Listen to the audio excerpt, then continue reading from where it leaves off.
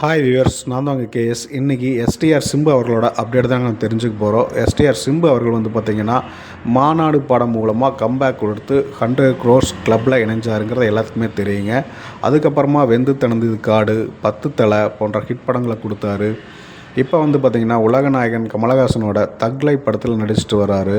அதுக்கப்புறமா பார்த்திங்கன்னா நம்ம வெற்றிமாறன் ப்ளஸ் கௌதம் வாசுதேவன் கூட சேர்ந்து ஒரு படம் பண்ணுறாருங்க. அது எப்படின்னு பார்த்திங்கன்னா, வெற்றிமாறன் திரைக்கதை எழுத கௌதம் வாசுதேவன் டைரக்ட் பண்ணுறாரு.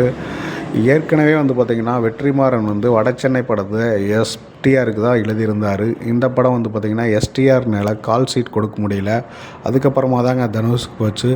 இப்போ மறுபடியும் பார்ப்போம், 2 பேர் இணைஞ்சிருக்காங்க. இந்த நியூஸ் வந்ததுலேருந்து கோலிவுட் வட்டாரத்தில் பயங்கர எக்ஸ்பெக்டேஷனாக இருக்குது. படம் சிறப்படைய வாழ்த்துக்கள். இந்த மாதிரி சினிமா அப்டேட்டை தெரிஞ்சுக்க நம்ம சேனலை ஷேர் பண்ணுங்கள், லைக் பண்ணுங்கள், மறக்காமல் சப்ஸ்கிரைப் பண்ணுங்கள். நன்றி.